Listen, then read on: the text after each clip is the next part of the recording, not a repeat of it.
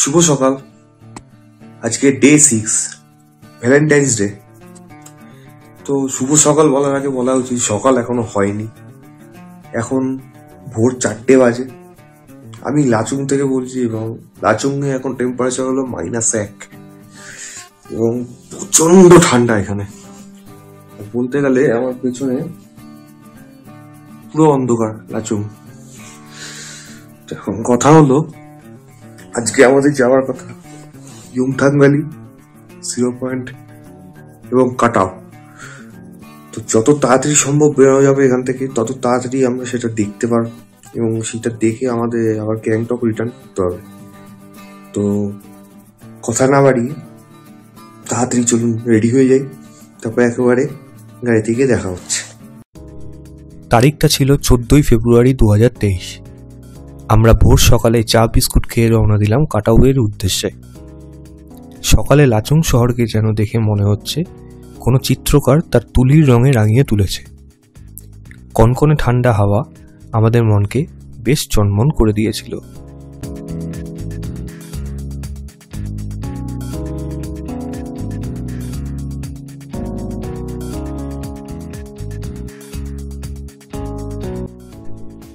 যাত্রাপথে একটা জায়গায় কিছুক্ষণের জন্য বিরতি নিলাম এবং সেখান থেকে বরফে মোড়া পাহাড়ের চূড়া দেখে মন আরো উৎফুল্ল হয়ে উঠল।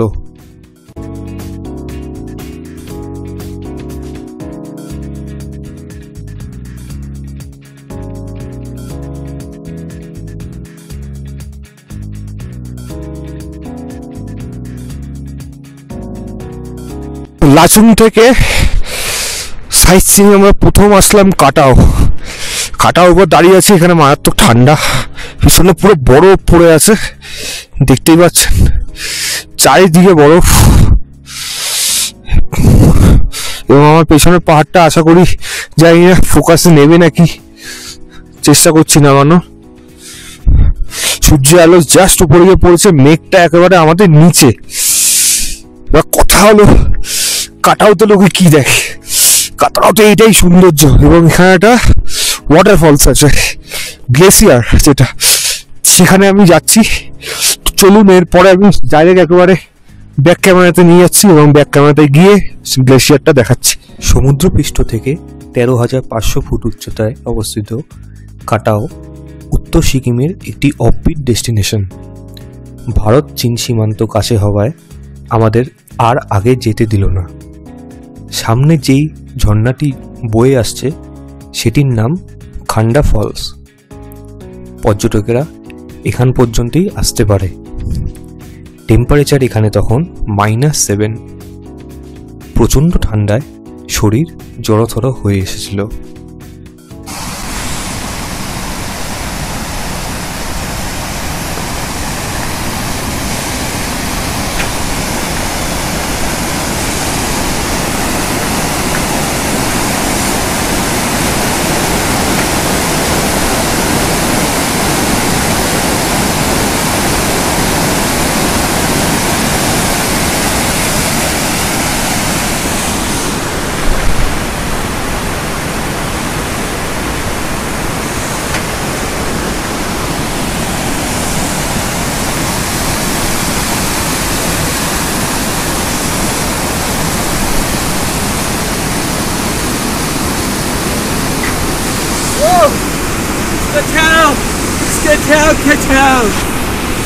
Get out!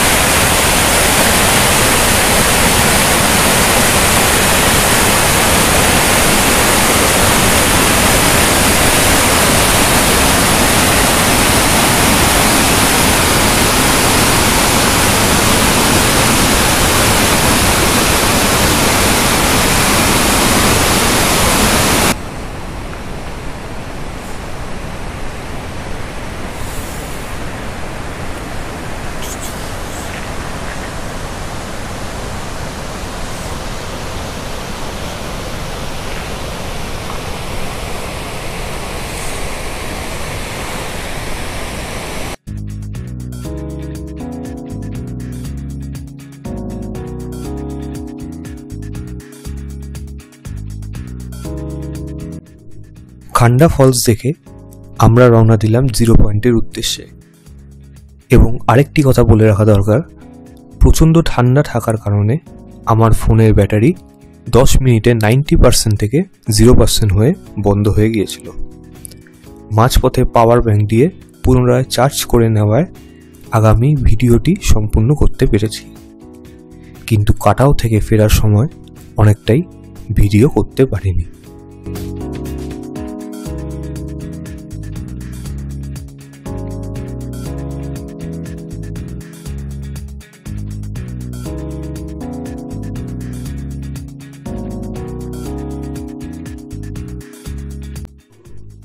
জিরো পয়েন্ট যাওয়ার রাস্তা এক কথায় অসাধারণ।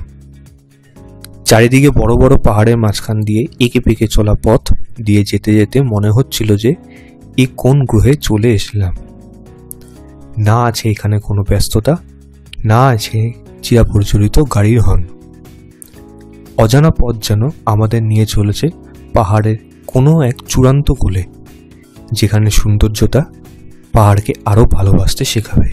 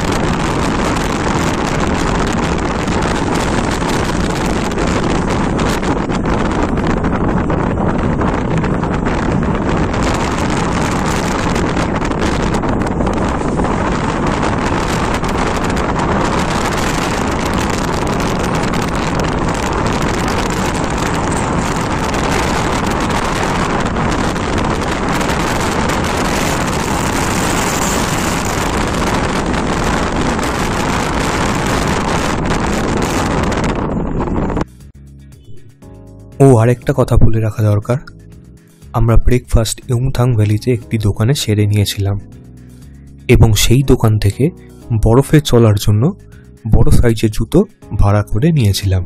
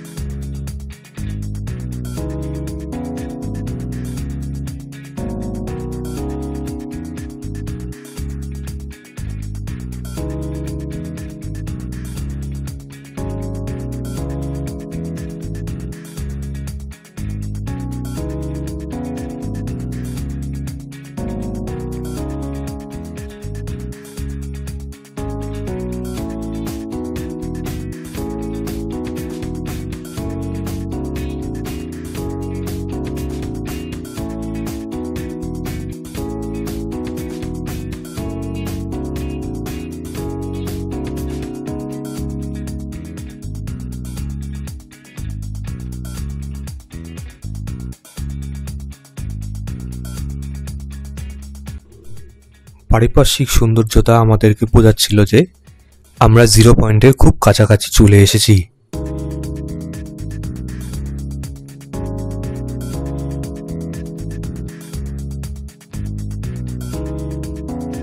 ভোর 5:30 থেকে আমরা লাচুং দিয়ে বেরিয়েছিলাম, ইয়ার কি মানছে। যাই হোক, ভোর 5:30 থেকে বেরোনোর পর আমরা কাটাও গেছি। কাটাও গিয়ে ঘুরে এসে ইয়ংথং ভ্যালি হয়ে ইমথাংয়ে আমরা জাস্ট টিফিন করতে নেমেছি, বাট ইয়ংথংয়ে আমরা পরে যাব। আমরা এখন ডাইরেক্ট চলে এসেছি 0 পয়েন্টে। এখন বাজে 10:45। তো 0 পয়েন্টে আসতে একটু দেরি হয়ে গেছে, কারণ বরফ অনেক গলতে শুরু করেছে। আমার পেছনে দেখতে পাচ্ছেন এই জায়গাটা, তো অনেকটাই বরফ কিন্তু গলেই গেছে বলতে গেলে। তো চলুন আগিয়ে যাওয়া যাক।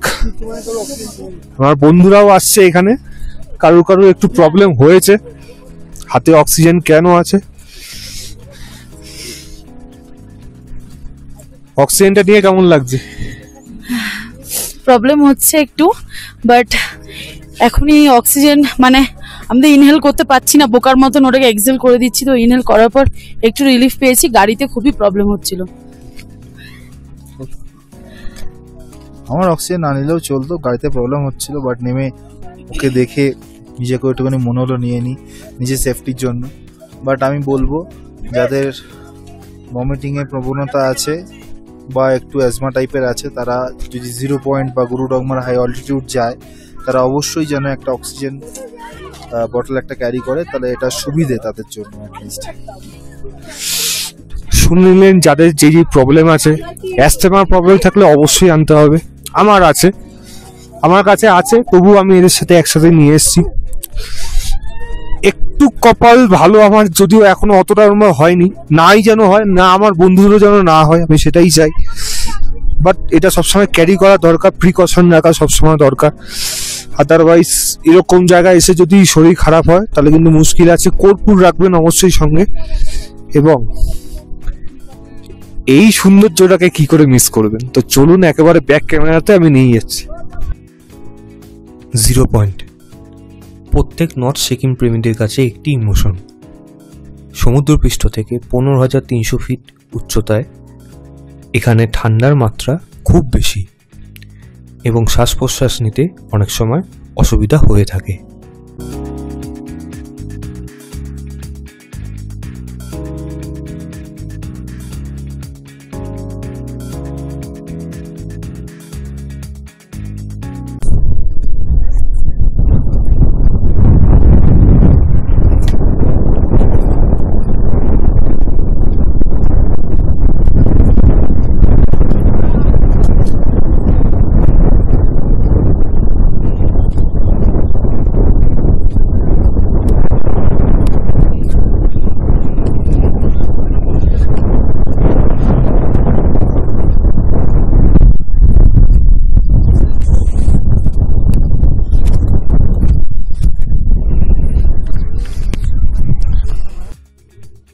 যাদের শ্বাস প্রশ্বাসের অসুবিধা আছে তারা আগে থেকেই কর্পূর, ছোট সাইজের অক্সিজেনের ক্যান ও ইনহেলার নিয়ে আসতে পারেন।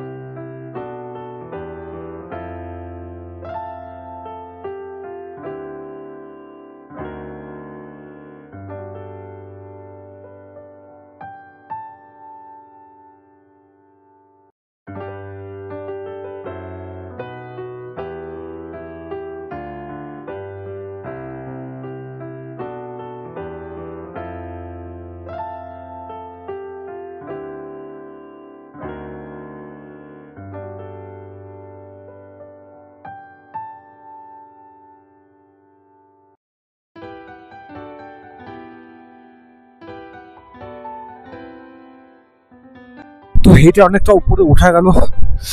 আমরা ওই জায়গাটা থেকে আসলাম এবং নিচে একটা গ্লেশিয়ার, মানে নদীর জল অলরেডি শুকিয়ে গেছে।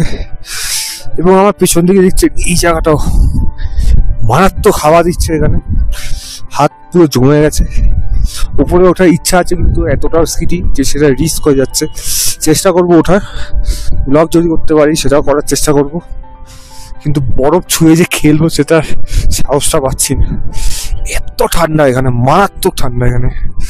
তো তোমাদের কেমন লাগছে প্লিজ বলো, জায়গাটাকে কেমন লাগছে তোমাদের? এত কষ্ট করে এইটা না দেখলে কি হয়? এটাই তো সার্থক, এটাই তো সবকিছু ফুলফিল করে। তো চলুন আরো কিছু আলাদা কিছু শট নেওয়া যাক এখান থেকে।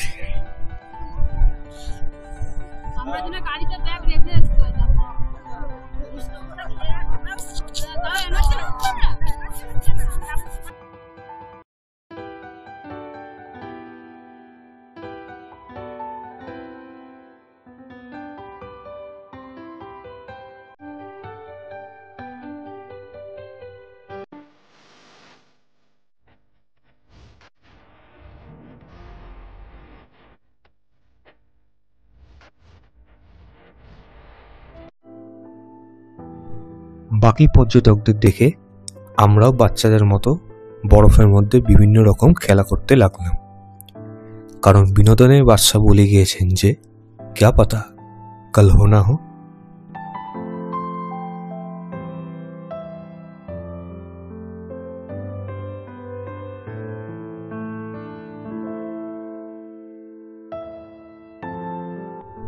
ফেরার পথে আমরা ইয়মথাং ভ্যালি ভিউ পয়েন্টে দাঁড় হলাম। ওই যে দূরে দেখা যাচ্ছে ইয়মথাং ভ্যালি, আমরা এবার সেদিকেই যাব।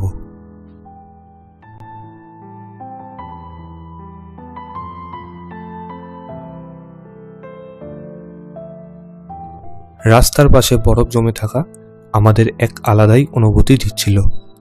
জানলার কাছ নামিয়ে বাইরের কনকনে হাওয়া শরীরে শিহরণ নিয়ে এসেছিল।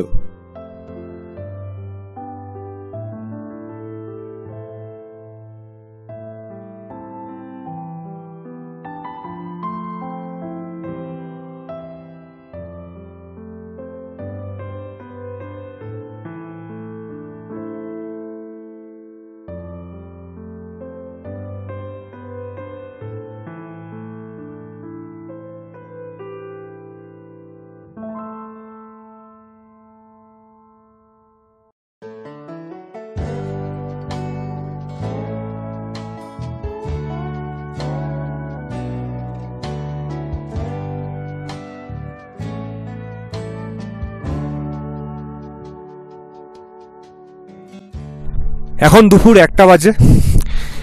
আমরা 0 পয়েন্ট থেকে ইয়মথাং ভ্যালি এসে পৌঁছলাম। ইয়মথাং ভ্যালি আমার পেছনে এই জায়গাটা দেখা যাচ্ছে, পুরোটাই ইয়মথাং ভ্যালি। এই জায়গাটা আমাদের গাড়ি ওই দূরে রাখা আছে, এবং ওয়েদার এখানে ঠান্ডা হাওয়া দিচ্ছে। এবং আরেকটা কথা হলো, এখানে অতটা ব্রিদিংয়ের প্রবলেম হচ্ছে না। তবে আমার পেছনে দেখতে পাচ্ছেন ওই দূরে যে নদীটা আছে, আমি ওই অবধি যাবো, গিয়ে দেখবো নদীটাকে। তো চলুন সেখানেই যাওয়া যাক, এবং পুরোটাই ব্যাক ক্যামেরাতে। সিকিম ভ্যালি অফ ফ্লাওয়ার্স বা ইয়মথাং ভ্যালি নর্থ সিকিম পর্যটকদের কাছে একটি প্রধান আকর্ষণ জায়গা। সমুদ্রপৃষ্ঠ থেকে 11,693 ফুট উচ্চতায় অবস্থিত এই ইয়মথাং ভ্যালি, যা গ্যাংটক থেকে 150 কিলোমিটার দূরত্ব। প্রত্যেক বছর প্রচুর পরিমাণে পর্যটক আসে এই জায়গায়। পাহাড়ের মাঝে এই ভ্যালি মনকে প্রফুল্ল করে তোলে, এবং এখানে ঠান্ডা হাওয়া সবসময় বয়েই চলেছে।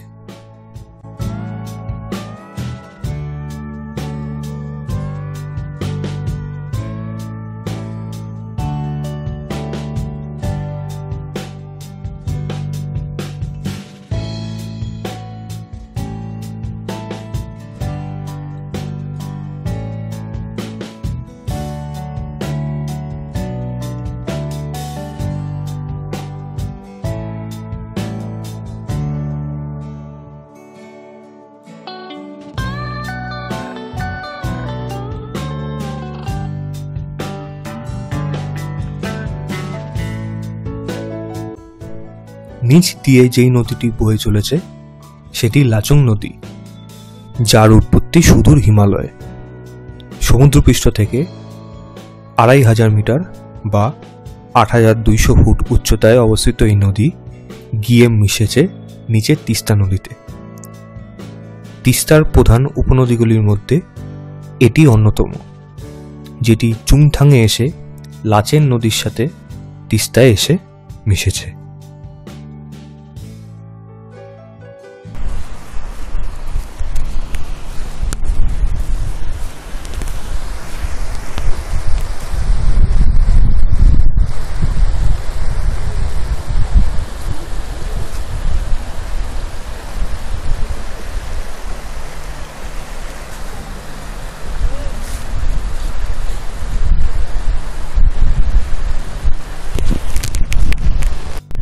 তো অলরেডি আমি নিচে চলে এসেছি এবং নিচে আমার পেছনে দেখতে পাচ্ছেন এখানে লাচুং নদী রয়েছে, বয়ে চলেছে। এই নদীটি চীন থেকে আসছে এবং এটাই লাস্টে গিয়ে আমাদের তিস্তা নদীতে গিয়ে মিশেছে।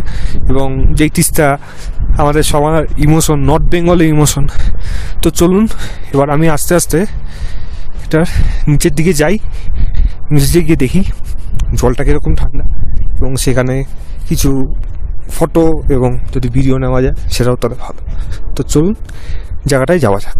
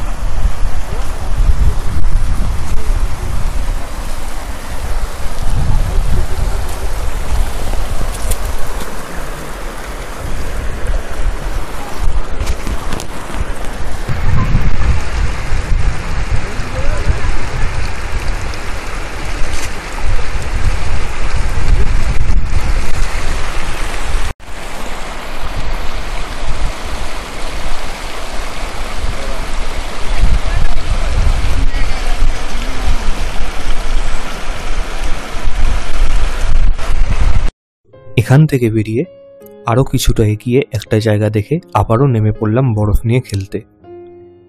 সেখান থেকে ফেরার সময় দুপুরের লাঞ্চ করতে আমরা চলে গেলাম সেই প্রদীপ হোটেলে, যেখানে আমরা লাচেন যাবার সময় লাঞ্চ করেছিলাম।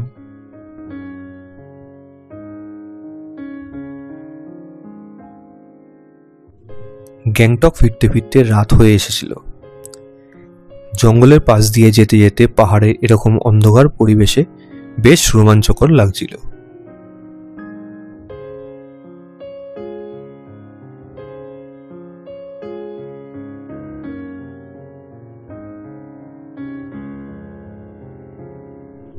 গাড়ির মধ্যে আঞ্চলিক ভাষার গান শুনতে শুনতে বেশ ভালোই লাগছিল, কিন্তু একটা সময় মনে হচ্ছিল যে রাস্তা আর শেষ হচ্ছে না। এমন সময় আমাদের ড্রাইভার উল্টো দিক থেকে আসা এক ড্রাইভারকে জিজ্ঞেস করলো যে সামনের কাঁচা রাস্তা দিয়ে যাওয়া যাবে কিনা, এবং যাওয়ার আশ্বাস পেয়ে আমরা সেই পথ দিয়েই নির্ধারিত সময় থেকে কিছুটা আগেই পৌঁছে গেলাম গ্যাংটকে।